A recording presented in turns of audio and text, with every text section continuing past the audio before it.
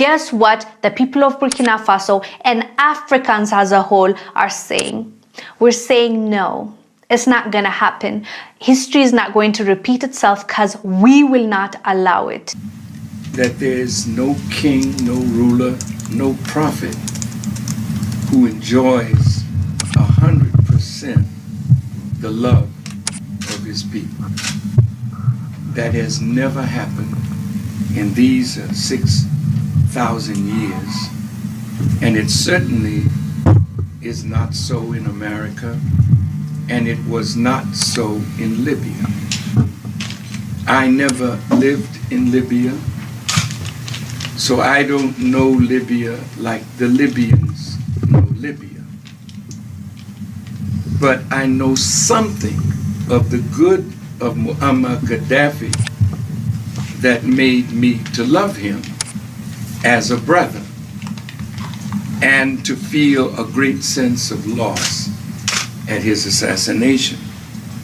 Before I say to the public some of the things that Brother Gaddafi did that can be proved at no limit of time, I'd like to read to the public Brother Gaddafi's last will and testament that came out sometime yesterday. As you know, Brother Muammar Gaddafi was offered asylum in other countries. He refused to leave Libya. And as you know, he said he would be martyred in Libya. This is where he lived, this is where he would fight, and this is where he would die. So I'd like to read this will, and I want you to listen carefully to his words. He said, "This is my will. I, Muammar bin Mudabir bin Muhammad bin Abdussalam bin Humaid bin Abu Manya bin Humaid bin Nail al-Fusi Gaddafi, do swear that there is no God but Allah, and that Muhammad is his messenger.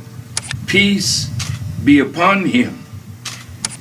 I pledge that I will die as a Muslim." This was written on the 17th of October. He said, "Should I be killed, I would like to be buried according to Muslim rituals in the clothes I was wearing at the time of my death, but with my body unwashed in the cemetery of Sirte next to my family and relatives. I would like that my family, especially the women and children, to be treated well after my death. The Libyan people should protect its identity, achievements, history, and the honorable image of its ancestors and heroes. The Libyan people should not relinquish the sacrifices of the free and best people. I call on my supporters to continue the resistance and fight any foreign aggressor against Libya today, tomorrow, and always. Let the free people of the world know that I could have sold out our cause in return for a secure and stable personal life.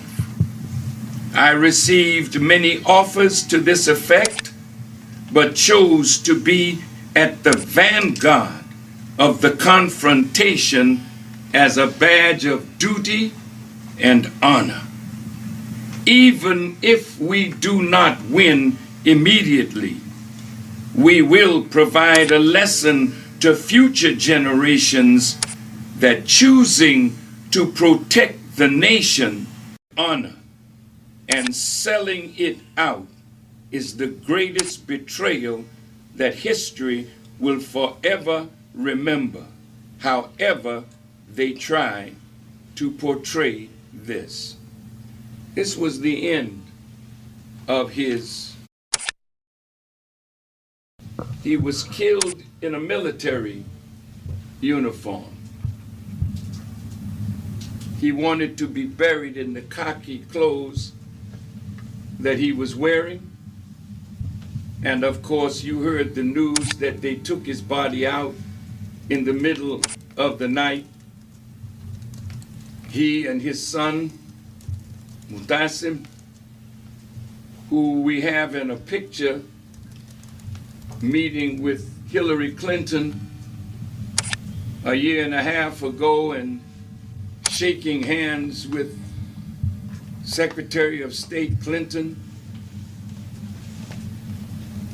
which should show the world that shaking hands with your enemy and receiving a pat on the back from your enemy should never lull you to sleep that the enemy has changed. The enemy is the enemy. And when you fall asleep on that knowledge, that is when the enemy will take us out.